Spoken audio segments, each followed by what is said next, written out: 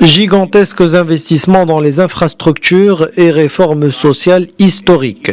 Les grands projets de Joe Biden affrontent une semaine de haute tension au Congrès américain où les démocrates doivent impérativement s'accorder s'ils veulent approuver le cœur du programme du président américain. Par-dessus tout, le Congrès doit approuver dans les prochaines heures un mini-budget valide jusqu'en décembre car la loi de finances actuelle expire jeudi soir à minuit et ce pour éviter le shutdown. The speaker is recognized.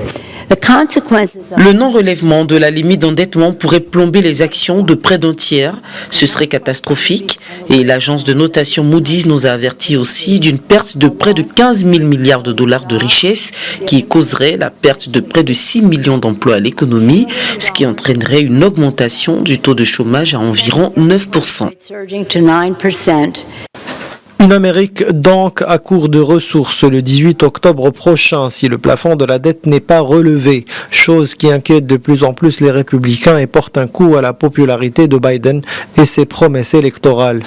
Bipartisanship is actually a choice.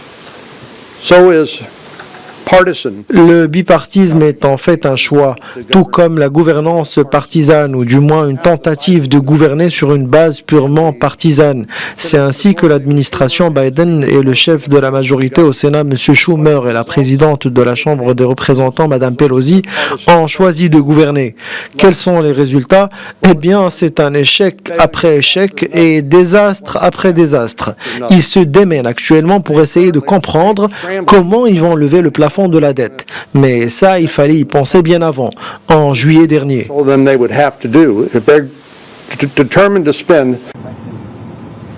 Les républicains refusent ainsi de donner le feu vert à une suspension de la limite d'endettement qui reviendrait selon eux à faire un chèque en blanc à Joe Biden. Mais depuis les années 60, le plafond de la dette a été relevé ou suspendu quelques 80 fois et jamais un parti n'a bloqué cette manœuvre.